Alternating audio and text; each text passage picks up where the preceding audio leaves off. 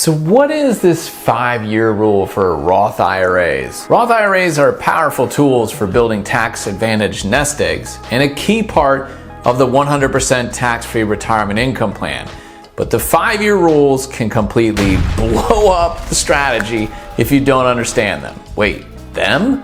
Yes, you heard that right. There are actually 2 5-year rules, and it's important to know both of them: the contribution rule and the conversion rule. In this video, I'll be explaining each 5-year rule for Roth IRAs and why, if you don't follow them, you could blow up the tax advantages of a Roth IRA. If you're looking for a deep dive into the 5-year rules of Roth IRAs, you are in the right place. All right, let's start with the contribution rule. Here's the deal. When you contribute money to a Roth IRA each year, you always maintain access to your annual contributions at any time, tax and penalty free.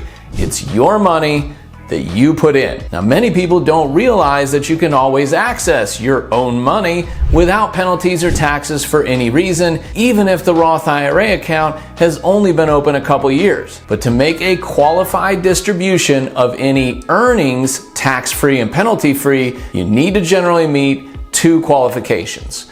First, need to be age 59 and a half or older. This is the standard retirement age for IRAs. Second, you need to have the 5-year holding period.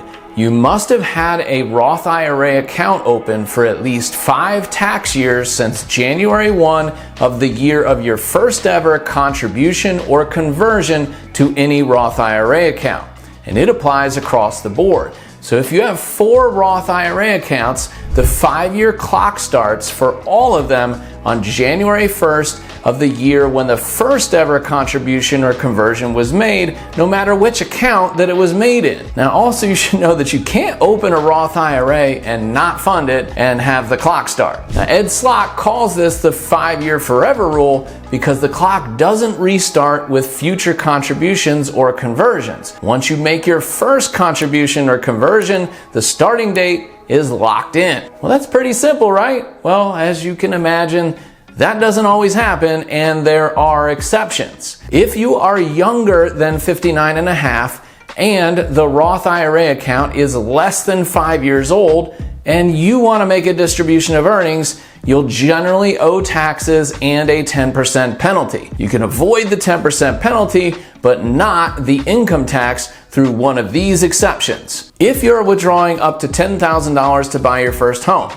if the withdrawal is because of disability, if you're withdrawing up to $5,000 in the year after the birth or adoption of your child, if you're withdrawing for a qualified education expense, if the withdrawal is for unreimbursed medical expenses that total more than 7.5% of your adjusted gross income in that year, if the withdrawal is for health insurance while you're unemployed, if the withdrawal is to pay an IRS tax levy, and if the withdrawal is a distribution as a beneficiary of an account where the Roth IRA owner died. Now, if you're younger than 59 and a half and the account is at least 5 years old, you can avoid the 10% penalty and income taxes if the distribution is up to $10,000 for that first home, or the withdrawal is for a disability, or the withdrawal is a distribution as a beneficiary of an account where the Roth IRA owner died. Now, if you are the beneficiary of a Roth IRA account where the owner passed away and only started the Roth IRA like 2 or 3 years ago, it's still possible to get tax-free and penalty-free distributions if you wait to withdraw until that 5-year holding period is satisfied in aggregate. The original owner's holding period carries over to the beneficiary, meaning if the account was open and funded 3 years ago, the owner dies and you inherit it. If you wait another 2 years before distributions, you can withdraw tax and penalty free. Now, what about for people who are currently over the age of 59 and a half, but the account is less than 5 years old? In that case, you can withdraw any of your own contributions without tax or penalty. Any earnings you withdraw will be penalty free, but the earnings withdrawn will become taxed as income because you haven't satisfied the 5-year rule. This is pretty similar to the rules for a traditional IRA. Now, as a general financial planning principle, the entire reason for establishing a Roth IRA in the first place is to get the tax-free compounded growth over time.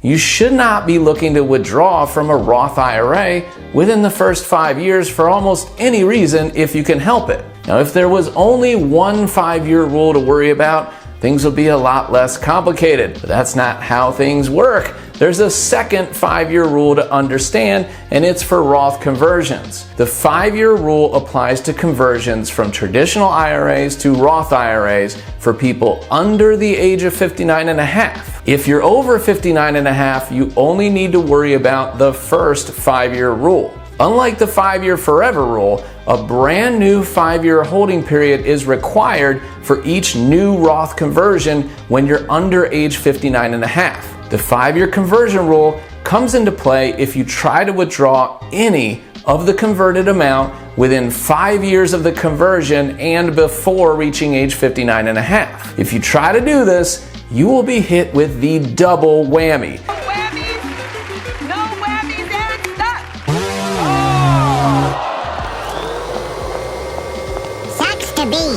You'll pay taxes a second time on the entire amount distributed, plus a 10% early withdrawal penalty. Yikes, don't do that. Let's see this in action. Suppose John has a traditional IRA with $50,000 in pre-tax contributions. He decides to pay the tax smartly and convert it to a Roth IRA at age 50 to get his tax-free growth. However, a year later, John needs some cash, and without thinking, he withdraws $10,000 from his converted Roth IRA. Now remember, these are conversion funds, not contributed funds in that Roth IRA. Since it hasn't been 5 years since the conversion, and John isn't 59 and a half yet, he'll owe income tax on the $10,000 he withdrew, plus a 10% penalty on the amount. Eesh, gosh. Don't do that unless you have no other alternative. Now, the 5-year Roth IRA conversion rule, it's all about timing and planning. Converting can be an incredible long-term strategy, but make sure you understand the tax implications and avoid withdrawals during that 5-year period if you're under the age of 59 and a half. If you're over the age of 59 and a half, and you convert funds to the Roth IRA, the only rule you need to worry about is the Roth IRA 5-year contribution rule. As long as you've had a Roth IRA open for at least 5 years, you have immediate access to your converted funds. But if you don't have a Roth IRA and a conversion is the first Roth IRA you have, you must wait 5 years before distributing the funds tax-free. And remember, as a general planning principle, the entire reason for establishing a Roth IRA in the first place is to get that tax-free compounded growth. You should not be looking to withdraw from a Roth IRA within the first 5 years for almost any reason. Now, what about a Roth 401k rollover? How is that treated? Well, if you're over the age of 59 and a half and you've had the Roth 401k for at least 5 years, the entire amount of the rollover will be treated as a qualified distribution. Now that means that all the retirement plan dollars, any of the salary deferrals, and the earnings will dump into the new Roth IRA as essentially one big contribution. And a person always has access to their Roth IRA contribution bucket first, tax and penalty free. However, that 5-year forever rule, it still applies. If the rollover marks the start of a Roth IRA clock, meaning you never before contributed or converted, you will have to wait 5 years before withdrawing any earnings made on that rollover in order for them to be tax-free. But you'd have access to the rollover funds immediately for any income needs because contributions and conversions are always distributed before earnings. Now, one final point to understand. Many times people want to consolidate Roth IRAs for the ease of management. So does the 5-year rule get messed up if you combine contributions and conversions in the same IRA? Well, the answer is no. Each year you contribute or convert Roth IRA funds, you should fill out the IRS form to document it. Combining amounts has no impact on the strict Roth IRA distribution ordering rules. Regardless of how many Roth IRAs a person has, contributions always come out first, followed by the conversions, and lastly, the earnings. Whew! You made it through the ins and outs of both 5-year Roth IRA rules. Now that you've got a good understanding of these rules, check out this video next to learn more about the pros and cons of Roth conversions.